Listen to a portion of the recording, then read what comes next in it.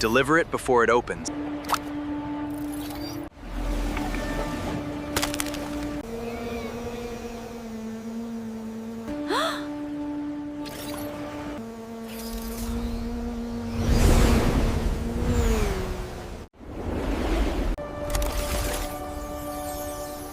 Do not be afraid. We are finally safe. Hey everyone, welcome back. Today we are completely changing the game. We are going to explore how to create a premium 3D comic-style animated short film completely for free. We're aiming for that iconic look and feel from Sony's Spider-Verse movies, chromatic aberration, and hyper-kinetic motion vectors. But instead of ripping off existing characters, we are building a brand new, completely original story using next-gen AI tools. To pull this off, we are deploying a highly structured AI production pipeline. We will use Claude AI to architect our script, storyboard logic, and asset lists. I've put the master setup prompt in the description below so you can follow along. Let's load up the tools and jump right in. Our workflow begins inside Claude AI. I am pasting our master director prompt. The key to this prompt is that it forces Claude into an interactive, step-by-step mode. It won't just dump a random story. It will ask us precise questions one at a time to lock down our production settings. I hit submit, and Claude immediately responds with step 1, asking for our story length and scale. It gives us standard choices: small for 3 scenes, medium for 6, large for 10, or a custom number. Since we are focusing on an educational step-by-step breakdown today, I type small to build a tight 3-scene short film. Claude locks that in and moves to step 2, presenting 4 distinct one-line story concepts: static rush, last delivery, echo and Rex, and overclock. The second concept, last delivery, sounds awesome. It follows a teenage courier on a rocket-powered skateboard who has one shot to deliver a mysterious glowing package across a collapsing sky bridge before it hatches. I copy the title, type option 2, last delivery, into the chat and submit it. Claude immediately updates to step 3, analyzing the concept to generate our cast, props, and environment layout. It suggests a main character named Kaya Kilowatt, a rival named Trace, and a drone companion named Vex instead of a traditional animal pet. It also identifies our key hero props, the rocket board and the mysterious package. For the sets, it maps out a collapsing skybridge, a vertical slum market, and a rooftop drop point. Everything looks perfect, so I simply type approve and send it. Claude moves to step 4, expanding the narrative arc into a scene-by-scene script outline. Scene 1 is the pickup, Scene 2 is the chaos in the slum market, and Scene 3 is the hatching. I review the pacing, type approve again, and let Claude process the request. Because Claude is incredibly popular right now, it might take a few seconds to think, but wait it out. Once it finishes, it generates our complete, compiled production script along with a downloadable text file layout. The output includes technical engine rules, multi-angle character maps, isolated prop reference sheet prompts, and an Omni Flash optimized multi-shot timeline. Every single scene contains an image prompt for our visual keys, a motion prompt for the video engine, and a dedicated spatial audio track. Now that our technical blueprint is locked, we can start cooking our assets. We start by generating our character reference sheets. I double-click the prompt for our hero, Kaya, copy it, and head over to Google Gemini.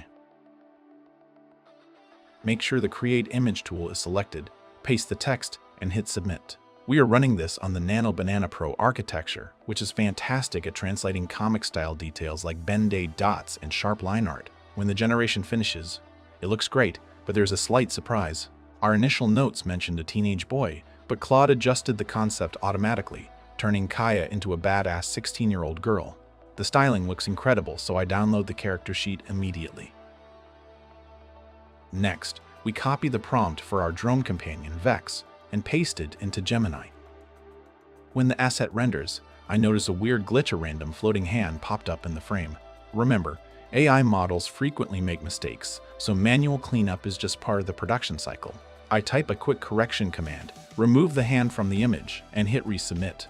Gemini cleans it up perfectly, giving us a pristine drone sheet. We download that, copy the prompt for our villain, the broker, and render his asset sheet as well.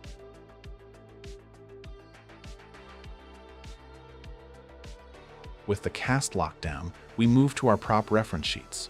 We copy the rocket board prompt, paste it into Gemini, and download the design. We repeat the exact same step for the mysterious package prop. If you ever have trouble copying these text tracks directly from the chat screen, remember you can always open the downloadable text file side by side to grab your prompts easily. I run the package prompt, hit mutate once to get a cooler option, pick the best layout, and download it. Now for the backgrounds. We copy the environment baseline prompt for the vertical slum market, jump to Gemini, and hit generate. The second image option captures that dense, stylized cyberpunk look perfectly, so I download it. Then, we copy the rooftop drop point environment prompt, paste it in, and let it cook. I want to see a few extra color options for this set, so I hit regenerate. Remember, you can always rerun a specific prompt to find the perfect artistic fit. Just make sure you don't burn through your daily Gemini generation limits. The first colorway looks the best, so I download it. Our entire asset catalog is ready. Now, it's time to build our scene-by-scene keyframes. We copy the sentence beat and the image prompt for scene 1 from Claude and paste it into Gemini. But before hitting submit, we need to handle our asset continuity.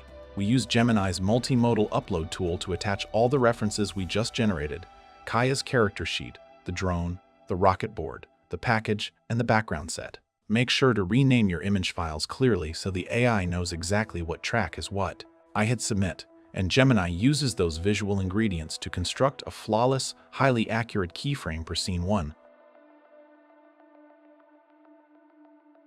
We repeat this exact reference stacking process for scene 2 and scene 3, and download our finished keyframes. With our visual layout complete, we jump straight into Google Flow for the video generation phase. When you open a new project, select the video layout. Now, pay close attention to the settings panel. We are not using the standard start and end frame modes today. Instead, we are selecting the ingredients toggle. This allows the Omni Flash engine to use our images as global style and character guides, giving the virtual camera total freedom to execute complex cuts and whip pans without getting stuck. We set the aspect ratio to 16,009 landscape. For the duration, we could choose 10 seconds for 15 credits, but I'm going to lock it to 8 seconds, which costs 12 credits. This helps us optimize our budget, so we have plenty of free credits left over if we need to re-roll a shot. Next, we upload our Scene 1 keyframe along with the character, drone, and prop references into the editor window.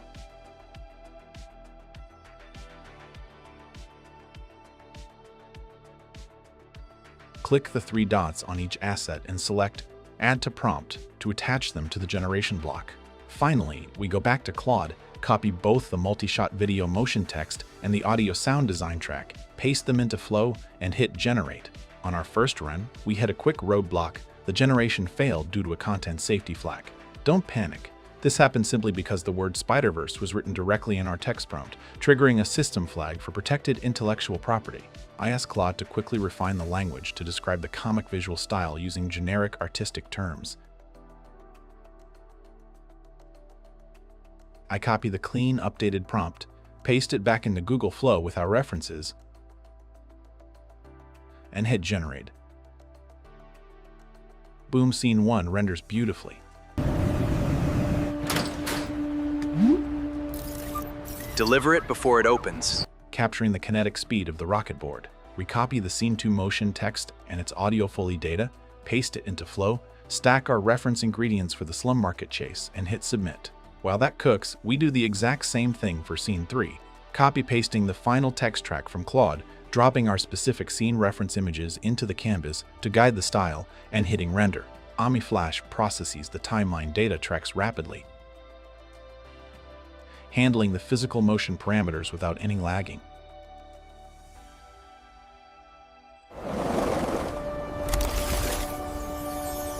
I will guide you home.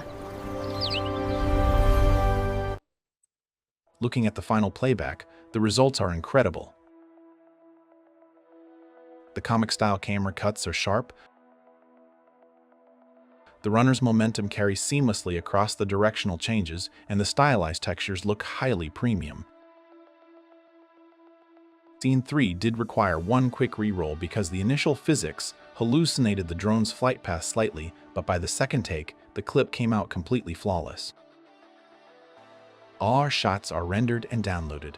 Now, all that's left to do is drop these clips into your editing timeline, align the transitions, and let the story unfold.